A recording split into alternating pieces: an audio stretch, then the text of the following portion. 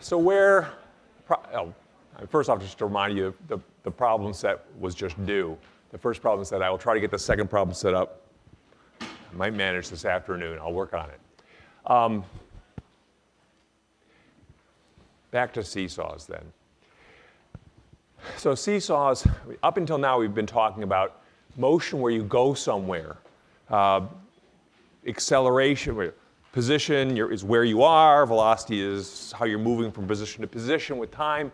Acceleration is how your velocity is changing with time. And of course, acceleration is caused by forces and resisted by masses. And that was the whole story.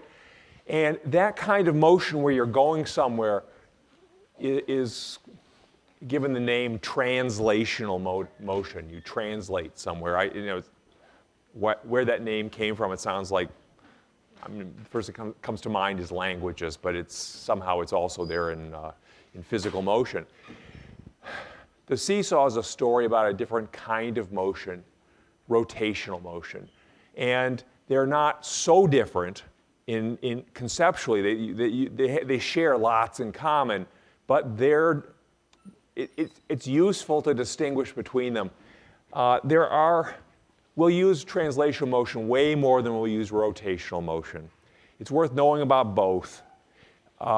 They're not completely independent things. You can describe the rotation of something in terms of the translation motion of all its little pieces.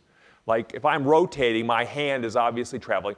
It's traveling away from you, it's traveling to your left, it's traveling toward you, it's traveling to your right, and so on. We can describe the motion of all my hand, my thumb, all the pieces in terms of translational motion, but it's a whole lot easier to just go, wow, actually he's rotating. We can just deal with it that way. So it just simplifies the story in certain contexts. Similarly, you could describe translational motion in terms of rotation about some pivot. It typically is pretty nasty. Like from here, I'm rotating in principle about my favorite origin, that point on the monitors. I'm rotating about it. If you look down from above, you would see I'm rotating clockwise, but it's really hard to describe it. You can do it, but much easier to talk about it in the language of translation than in the language of rotation. All right, so the context in which to go examine all this is the seesaw. I tried for a while doing windmills and wind energy, and it's okay, but it wasn't as straightforward as seesaw. It's rotational, obviously, but this one turns out to be more consistently. You can visualize it better. Okay, so some observations about seesaws. A balanced seesaw, which we need to identify. What the heck does it mean to be balanced? A balanced seesaw rocks back and forth easily. If you've ever had the opportunity to ride a seesaw, if it is balanced, you can teeter it smoothly back and forth. If it's unbalanced, which involves often having like one really heavy kid at one end and one light kid at the other, the heavy kid tends to sit there on the ground and it just doesn't work very well. So one of the issues will be, what is that steady motion? How do we describe it? And what the heck does it mean to be balanced? You will have noticed that equal weight children balance the seesaw when they sit at equal distances from the pivot. If they're not equal in weight, they can still play seesaw, but one of them has to sit closer to the pivot, the heavier one. So they can still balance the seesaw. And the last thing to observe here is that the closer the children get to the pivot itself, the easier it becomes to rock the whole thing back and forth. In fact, you can stand on top of it and play both children at once and rock it back and forth really quickly. If this is you here, you do that trick, it rocks back and forth easily. Sounds nastier up to me than it does to you. Okay, so the questions that we'll go through, trying to tease out all the physics of the seesaw, and with it lots of rotating things, are these. And the first one is, how does a balanced seesaw move? So we'll start with that one. And here we go. The observation is that it moves at constant rotational speed about a fixed axis. And the reason for that is that it's got rotational inertia. So this is my balanced seesaw. It's it's lifted up off the ground to the point where actually it can go upside down. So unlike a normal seesaw, we can make it flip. And I've done my best to balance it. It's been a while since I made fine adjustments, so it's pretty close to balance, but not perfect. And the observation about it is that a balanced seesaw can be horizontal, approximately here. It can be tilted, approximately. Or it can be turning steadily. In this case, from your perspective, it's turning clockwise. It can be turning steadily counterclockwise. If I played with the pivot, it could turn in different directions. But right now, I've got only those two choices are allowed by the pivot. Anyway, the main point is a seesaw can be balanced, and it doesn't have to be motionless when it's balanced. Balanced things can move. But when they do move, it's a very steady motion. They're going through equal angles in equal times, about a fixed axis in space. It's kind of like inertia. And actually, yeah, it is inertia. So rotating objects exhibit inertia too. So an object that is free, we'll see in a minute, an object that's free of external influences that affect rotation, it shows inertia. It can be motionless and stay motionless, or it can be turning and stay turning. Same stuff. So we're reinventing things we've seen before, but now in a rotational context. And if you can see the analogies between the world of translation and the world of rotation, great. They're there, and they should be there, and seeing them will make your life simpler. So as before, I had to give you language with which to describe what was then translational motion, although I didn't call it that. There was position, there was velocity, there was acceleration, there was mass, and there was force. We need the same quantities for rotation. They have slightly different names and slightly different characteristics. The first one to bring up is the rotational or angular, and I use those words kind of interchangeably. There's official language, and then there's my being a little careless. If I use the wrong one, angular instead of rotational, I apologize in advance. The official name is angular position. So just as there's position for like where I'm standing, I'm here, I'm 2 meters from the zero, and it's away from you. And now I'm 4 meters from zero, and it's at this cockeyed direction from the zero. Okay, that's position. There's also angular position. And how do you do angular position? What's the origin of that? Well, the origin of that, the zero, is a particular orientation. And we'll say it's facing you. This is zero. We all have to agree, looking in which direction is zero. And angular position is how far you rotate away from that zero and about which axis you rotate. So for example, this is a quarter turn, which you can describe as 90 degrees. Or you also can describe it as, if you know radians, which is the natural unit of angle, this is pi over 4. Okay? So it's 90 degrees, just to keep it where most of you can follow. 90 degrees away from the zero. But so is this. This is also 90 degrees. And so is this, 90 degrees. Okay? Lots of 90 degrees around. So there are two parts to angular position. It's a vector quantity. It's got an amount and a direction.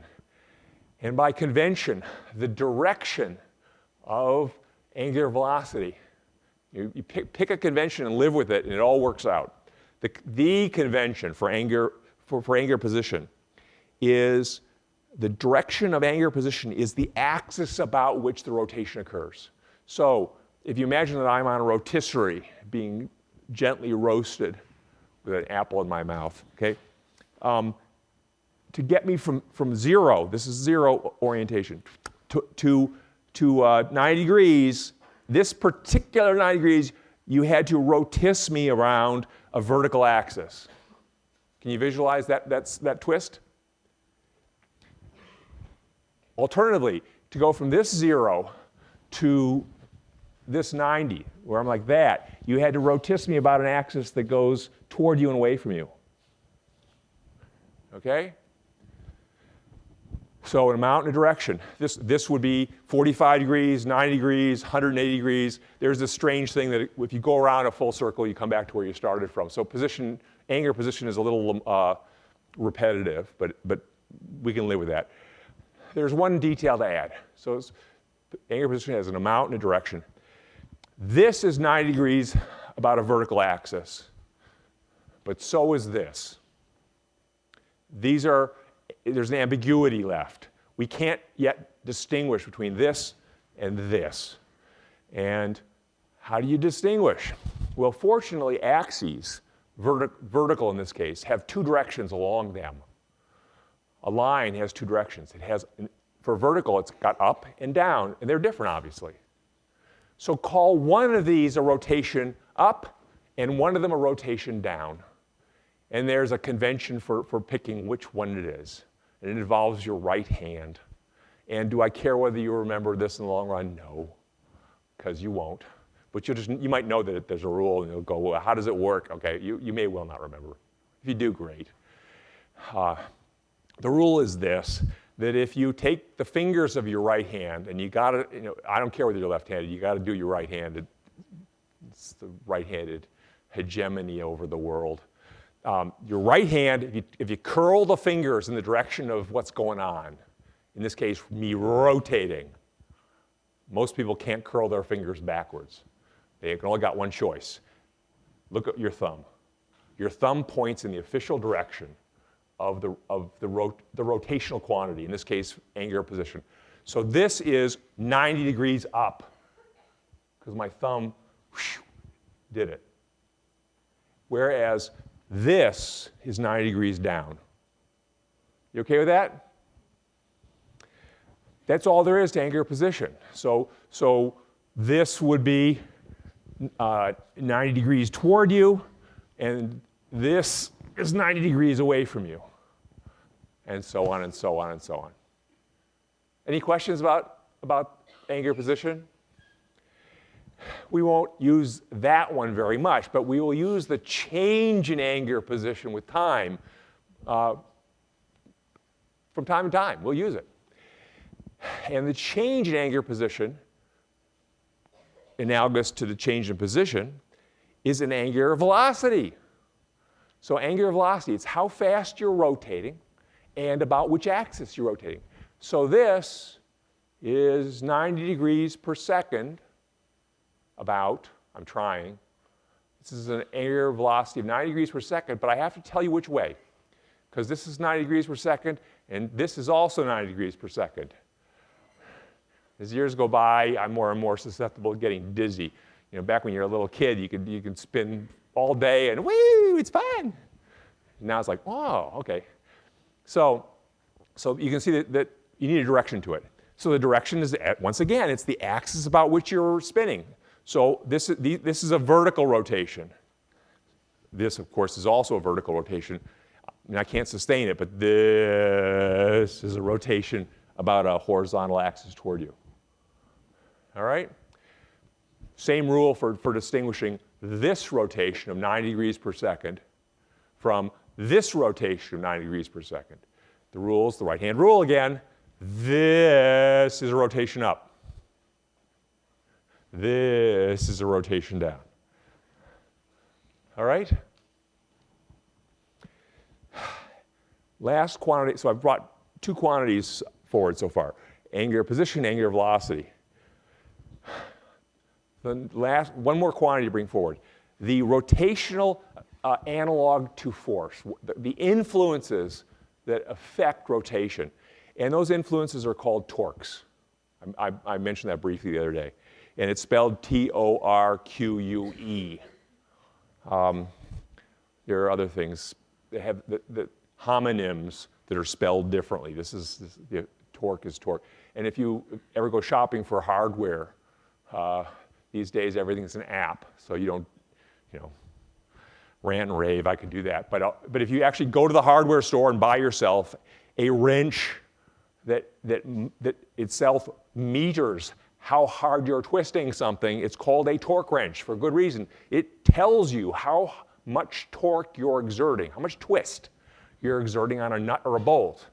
And as sort of a public service announcement, it's worth your while at some point in your life learning some sense of the strength of materials.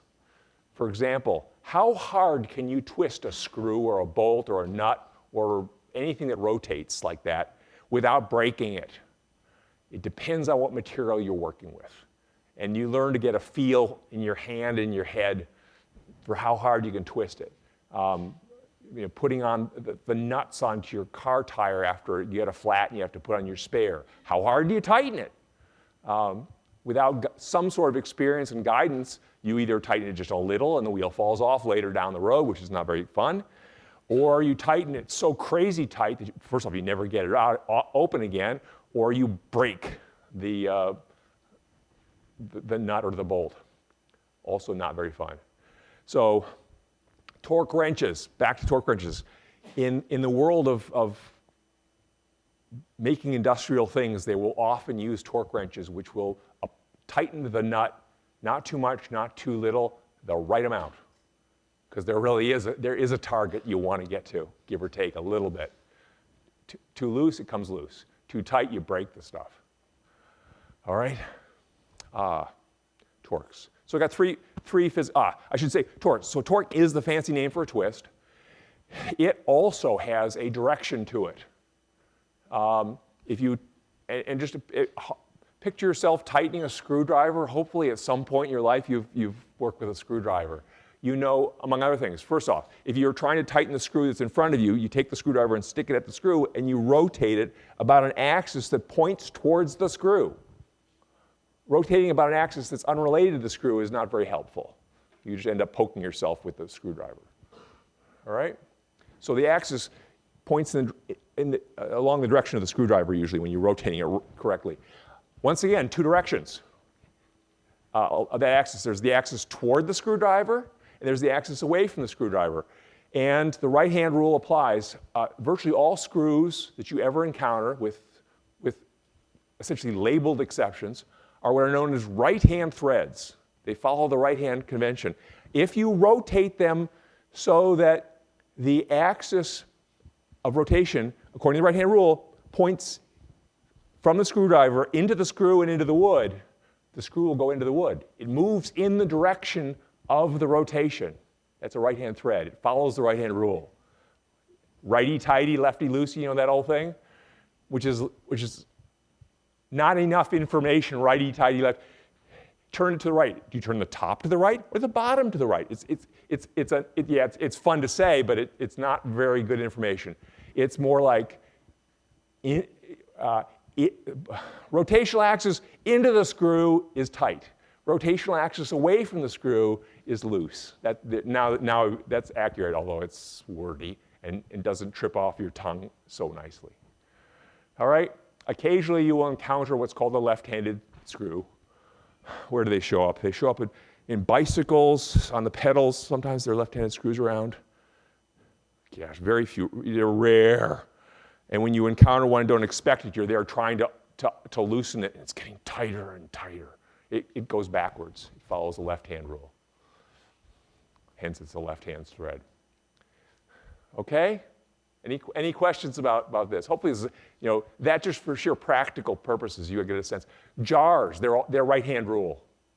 Everything you unscrew, you unscrew it, arrange for the axis of rotation to be away. You will unscrew it. Think of a jar. You can all picture a jar. You grab it with your right hand and you rotate it like that. So I'm the jar lid. Woo, like this. Which direction is my rotation? It's up.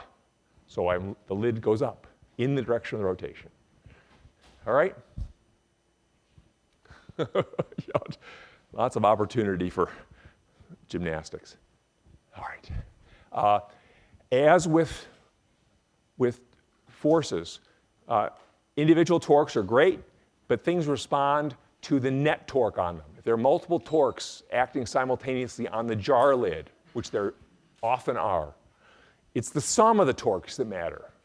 So if the only torque acting on the jar lid is your torque, and you exert an upward, the jar is sitting in front of you and you exert an upward torque on it, You rotate it about a vertical axis pointing upward, the lid comes off, whoo, it undergoes, we'll see, it goes faster and faster.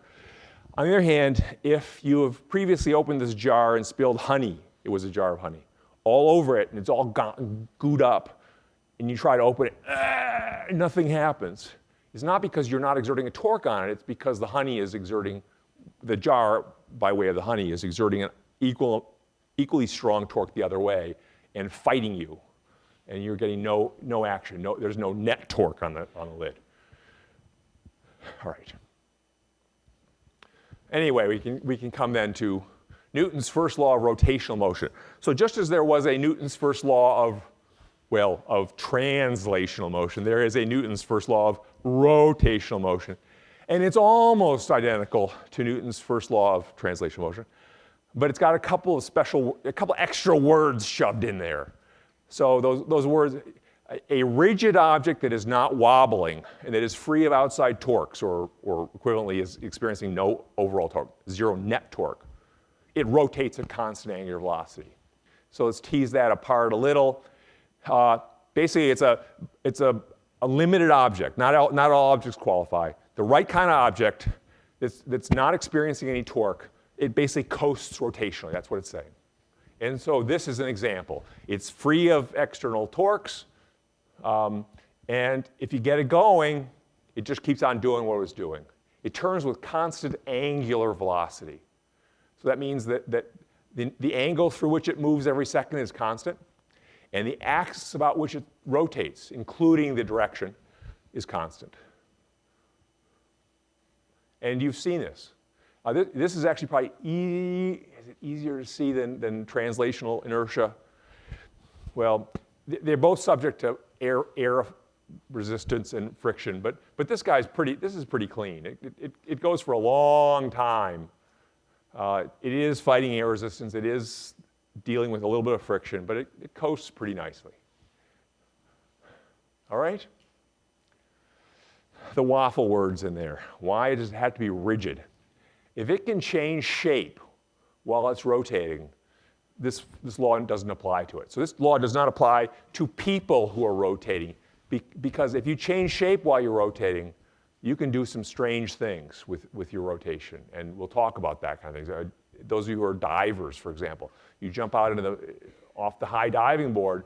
On your way down, you can change your shape, and that will change how you rotate. In limited ways, but you can change how you rotate.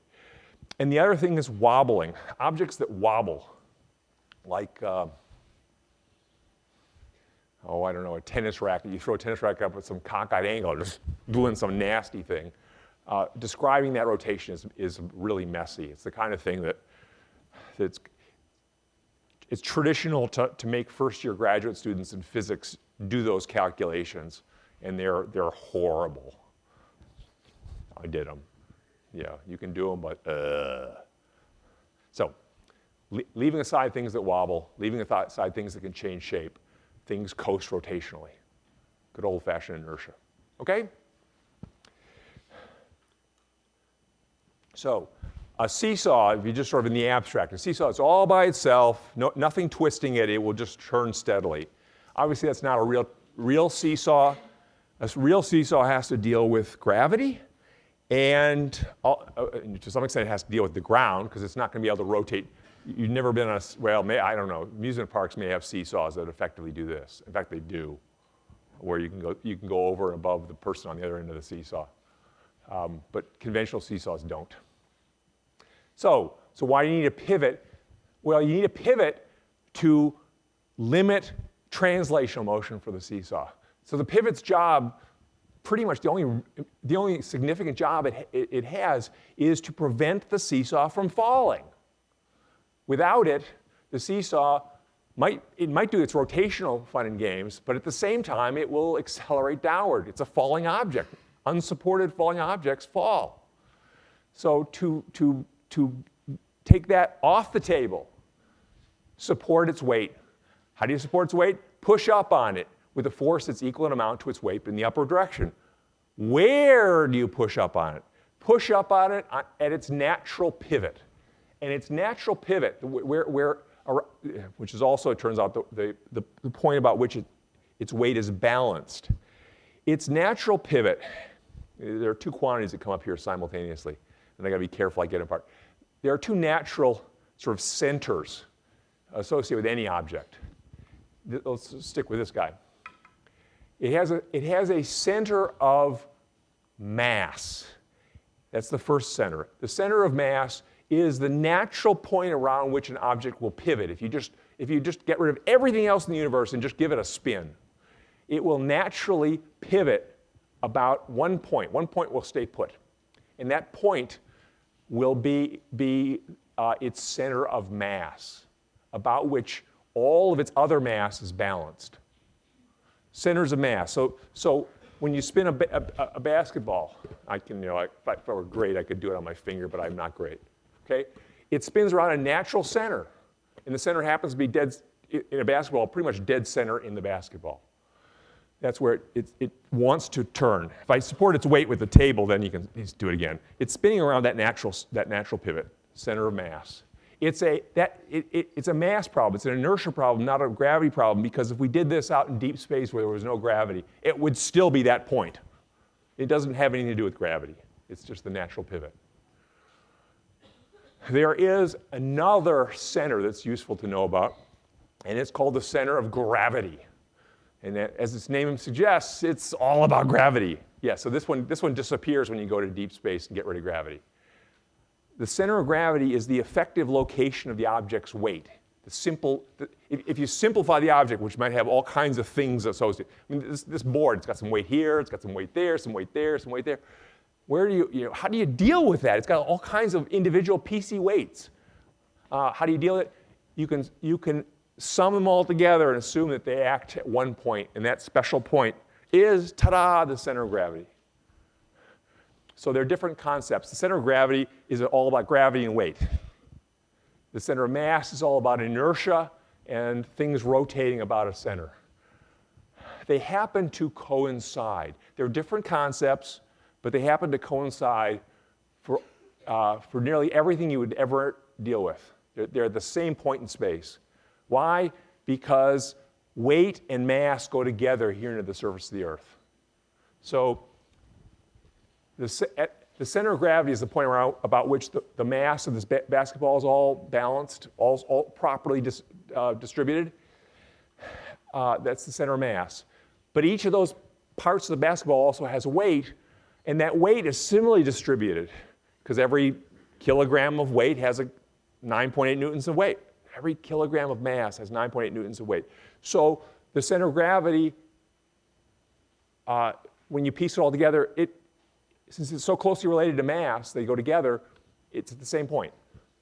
So the center of gravity, the effective location of this basketball's weight is dead center, just as the effective natural pivot is dead center. Questions about this so far? Yeah.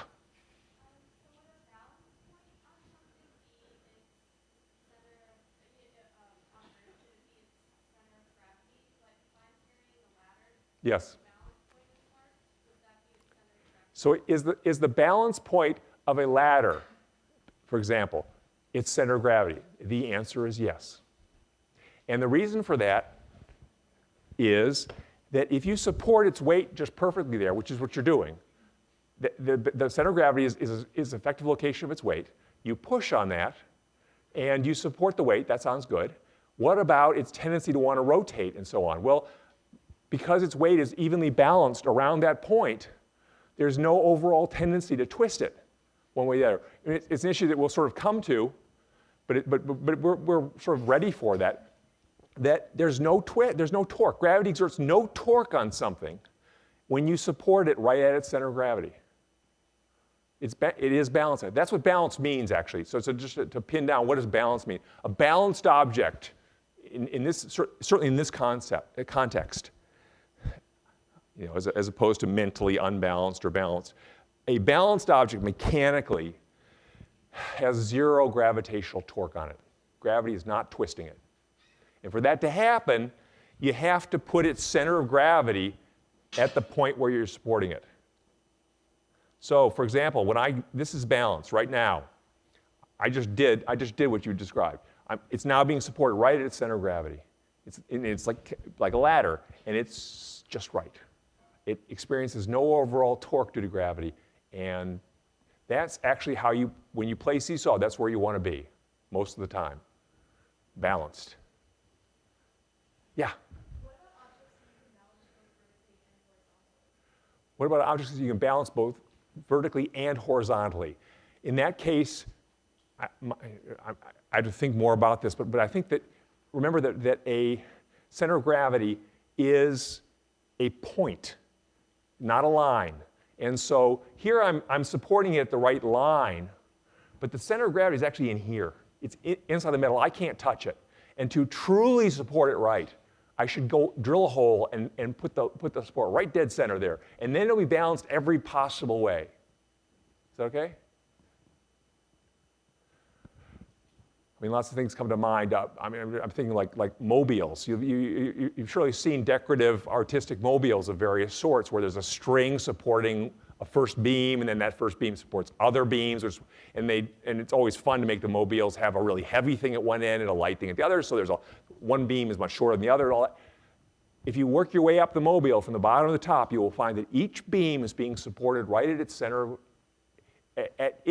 of gravity, or at least above its center of gravity, all the way up to the top of the mobile. The higher bars, the higher beams of the mobile their centers of gravity include the weight of all the stuff below them. So you have to take all that into account properly. That's the concept behind balancing all the beams in a mobile. Other questions?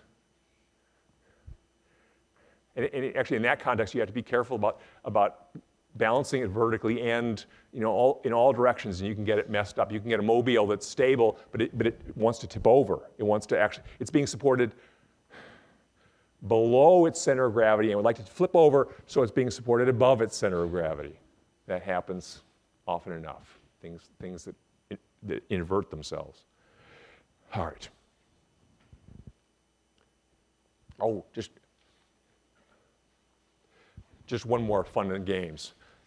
This has its center of gravity and its center of mass in its center. This ball doesn't. This ball has most of its mass in a water-filled bladder on this side. So this is the center of gravity. Nonetheless, it's hard not to look at the ball and say, oh gosh, its center of gravity must be in its middle. Well, it's not. When it's pivoting like that, it is pivoting about its real center of mass, which is on one side. The other thing that this reminds me to tell you about is that motion looked very complicated. It's actually very simple. The motion of that ball, when I threw it and it was going, its center of mass and gravity, I'm trying to use the right one. Its center of mass and gravity are both entangled here. The two of them were traveling in the simple arc of a falling ball. So if you simplify this to a point object, more physics jargon, imagine just get rid of all its complexity, pop it right down to put all of its mass at its center of mass and all of its weight at its center of gravity. That center of mass and center of gravity went just arc of a falling object, pure and simple. At the same time, however, because this does have complicated structure, it was rotating about that center of mass and gravity. So it was doing two things at once, something that I'm not good at doing. It was traveling the arc of a falling ball, that is, its centers were. At the same time, it was rotating about its center of mass. And that rotation is not exactly described by is it? Let's see. It's not exactly described by Newton's first law of rotational motion because it was wobbling, which kind of gums up. It's not perfect. If I take a ball that is rigid and not wobbling, namely this ball, now I can throw it spinning. And as it does that, it was doing two things at once very simply. Its center of gravity and mass, arc of a falling ball. At the same time, it was rotating steadily, constant angular velocity. It was turning at a steady rate about a fixed axis in space. All right? Any questions? All right. So why does a single rider, so here's the balanced seesaw. Let me get it pretty close there again. Why, when you put one rider on it, big trouble. It accelerates, it goes down in a jiffy. The heavy side hits the ground and the story becomes complicated. What's happening there is the rider's weight, ultimately the rider, because of the rider's weight, the rider wants to fall, and the rider encounters the seat of the seesaw and begins to push on the seat of the seesaw. The seesaw and the rider are pushing on each other, trying to not occupy the same space, and ultimately this involves a downward push on the seesaw beam at the seat. I'm not quite sweeping the details under the rug. You can imagine that this whole story involved the rider shoving down on the seat and causing the seat to descend.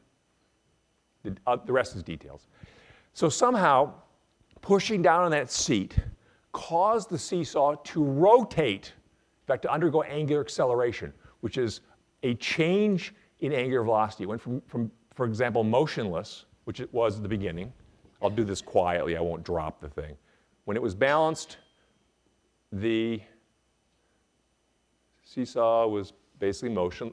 It was balanced and motionless. It didn't have to be motionless, but I'm working to make that happen.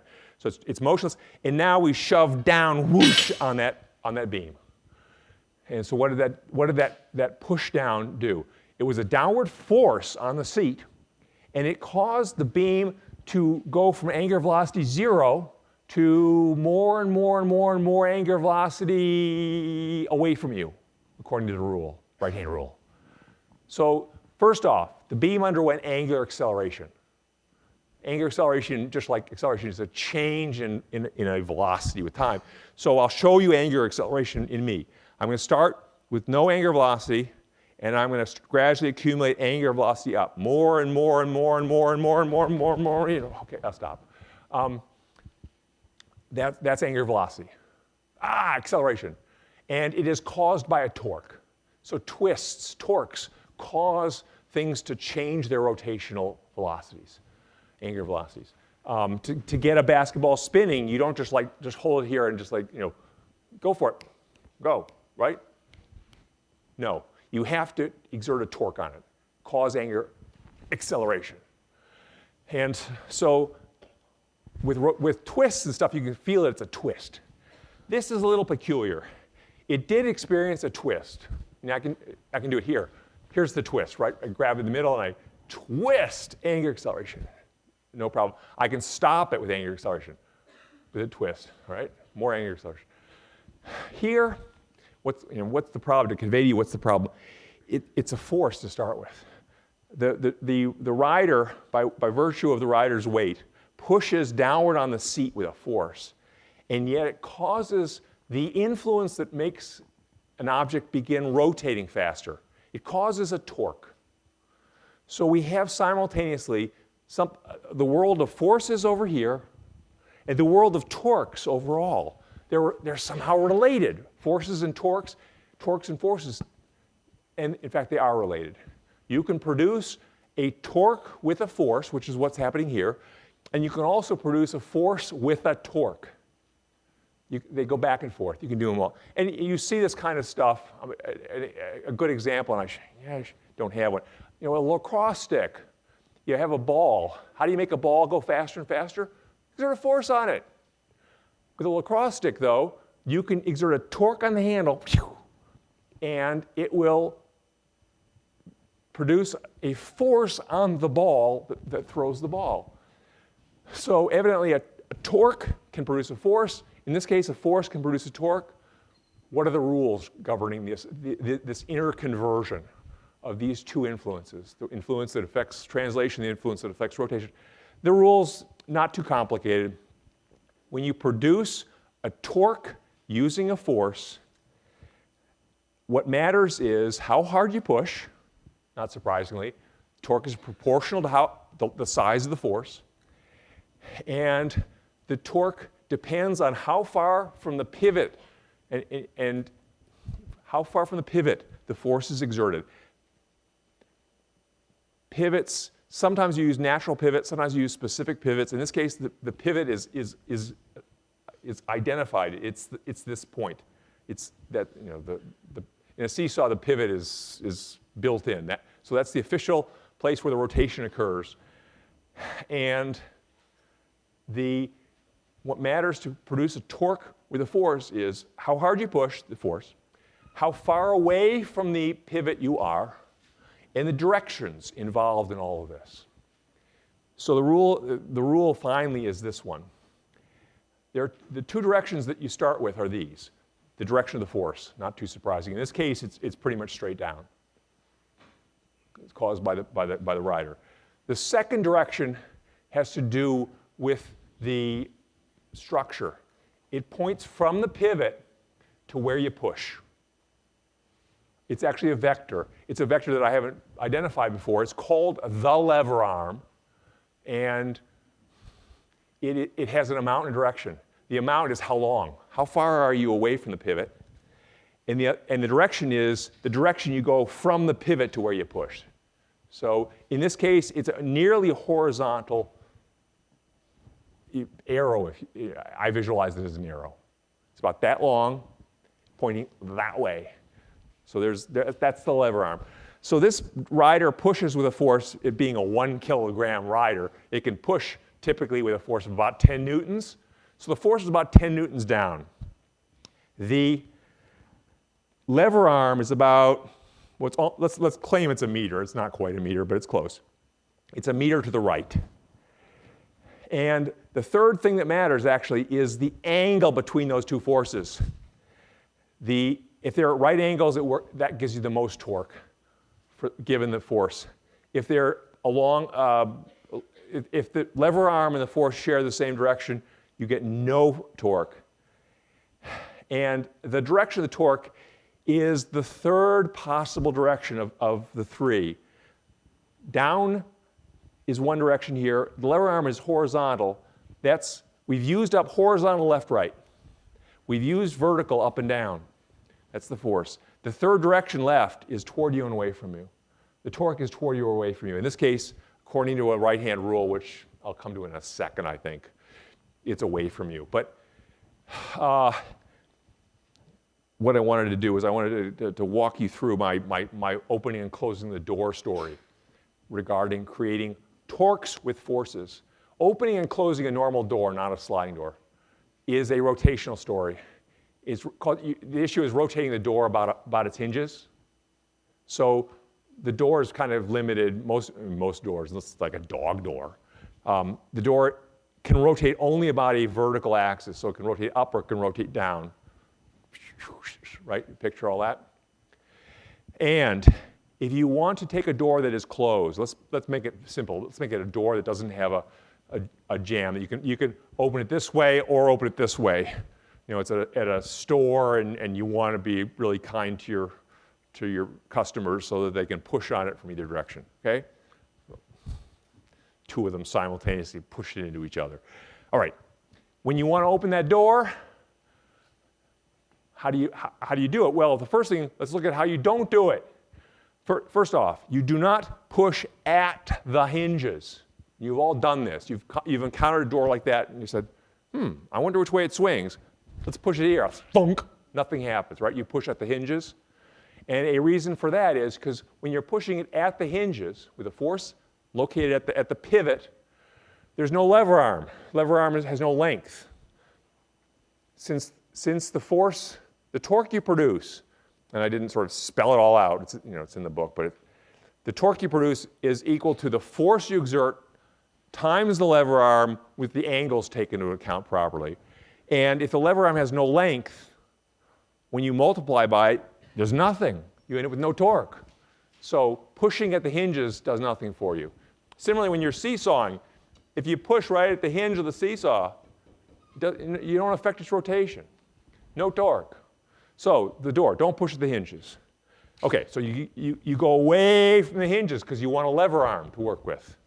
Second thing not to do, don't push along the lever arm. You don't take the doorknob, and shove it toward the hinges or away from the hinges. Nothing happens. You just get tired. So forces that act along the lever arm are useless. The ones that are most effective are the forces that act at right angles to the lever arm, perpendicular. So to open the door, you go as far as you can away from the pivot. You push at right angles to the lever arm you just created. And you cause large torques that ultimately open or close the door. Same thing happens with a seesaw. If you want to exert a torque on the seesaw bar, don't go at the pivot. That's a nothing. There's no lever arm. So go away from the pivot, and don't push along the pivot either way, parallel or anti-parallel to the pivot. That's ineffective. Push at right angles to it. All right? So given the time, let me just do sort of public service announcement part of this. You do this sort of thing routinely, even if you don't ever use tools. Well, kitchen tools. Suppose you have a stuck jar. You have a jar that you just cannot open. If you think about what you're doing when you're opening the jar, you grab it with your hand and you push its rim. And you don't push its rim toward the pivot, which is the center of the rim of the top, or away. No torque, right? You grab it to get some traction, but you push each part with your fingers at right angles to the lever arm. The lever arm is the center of that lid, and it moves from the center lid to where you touch. And you want to push wherever you touch, not toward the pivot, not away from the pivot, but at right angles to that pivot, right? Can you do this in your mind's eye? And suppose you can't get the jar open. You can't get enough torque to overcome the honeys battling you. So what do? Get farther from the pivot.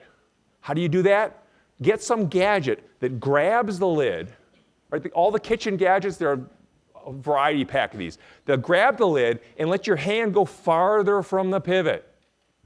Now the lever arm's still there. You still push it at right angles to the lever arm, but it's a longer lever arm. So the same force that you started with gives you more torque. And so that's the whole origin of these levers and wrenches and kitchen gadgets that take you farther from the pivot to extend the lever arm and give you more torque for the same force. And with that, call it a day and go for it on Friday.